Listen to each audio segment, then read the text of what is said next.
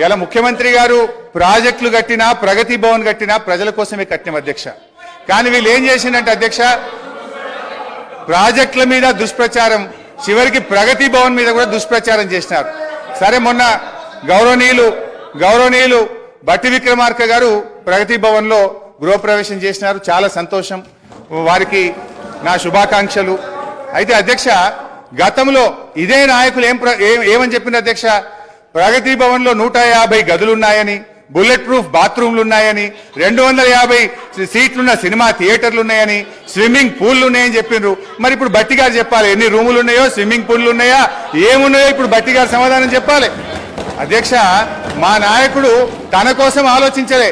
మొన్న ఆసుపత్రి నుంచి డిశ్చార్జ్ అయితే కనీసం ఆయన ఒక ఉండడానికి ఇల్లు కూడా కట్టుకోలే అధ్యక్ష.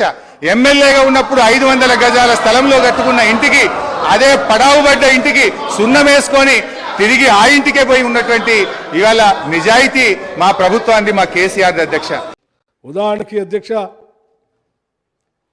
మనం ఒకసారి ఈ రాష్ట్రంలో ఉన్నటువంటి లోన్లు సంబంధించి విద్యుత్ రంగానికి సంబంధించిన బకాయిలు ఎంత భారంగా ఆందోళనకరంగా ఉన్నాయో ఒకసారి మనమందరం అర్థం చేసుకోవాల్సినటువంటి పరిస్థితి కూడా ఉంది. గత ప్రభుత్వం వారు వచ్చిన తర్వాతనే ఏదో ఈ రాష్ట్రంలో కరెంటు ఉత్పత్తి జరిగినట్టు, విద్యుత్ రంగానికి సంబంధించినటువంటి ప్రాజెక్టులు వాళ్లే పెట్టినట్టు, వారు వచ్చిన తర్వాతనే ఈ రాష్ట్రంలో ఉచిత కరెంటు ఇస్తున్నట్టు, వారు వచ్చిన తర్వాతనే ఈ రాష్ట్రంలో బల్బు వెలుగుతున్నట్టు ప్రతి సందర్భంలో గత 10 సంవత్సరాలుగా వారు మాట్లాడినటువంటి విషయాలు గుర్తుకొచ్చి నేను వాస్తవ విషయాలు ఈ సభ దృష్టికి తీసుకొని రాదలుచుకున్నాను. అధ్యక్ష, మీరు రాకముందే ఈ రాష్ట్రంలో అనేక విద్యుత్ రంగ ప్రాజెక్టులు స్థాపించబడ్డాయి. అలాగే భవిష్యత్ తరాల అవసరమైనటువంటి విద్యుత్ రంగాన్ని దృష్టిలో పెట్టుకొని ఈ రాష్ట్ర విభజన కంటే ముందే 2013, 14, 15 కంటే ముందే ఆనాడు ఈ దేశంలో పాలన చేసినటువంటి యూపీఏ ప్రభుత్వానికి సంబంధించిన ప్రధానమంత్రి మన్మోహన్ సింగ్ గారి నాయకత్వంలో, ఆనాటి యూపీఏ చైర్పర్సన్ సోనియా గాంధీ గారి నాయకత్వంలో దేశంలో అవసరాలను దృష్టిలో పెట్టుకొని ముందుగానే ఆలోచన చేసి అనేక ప్రణాళికలతో అనేక విద్యుత్ ప్రాజెక్టుల్ని పెద్ద ఎత్తున ఈ దేశంలో తీసుకొని రావటం, అందులో భాగంగా ఈ రాష్ట్రంలో కూడా ఏర్పాటు చేసే కార్యక్రమంలో ముందుకు పోబట్టే ఈరోజు రాష్ట్ర విభజన జరిగిన తర్వాత కూడా అవన్నీ ప్రొడక్షన్లోకి వచ్చి ఈరోజు రాష్ట్రంలో విద్యుత్తుని మనం అందించగలిగాం.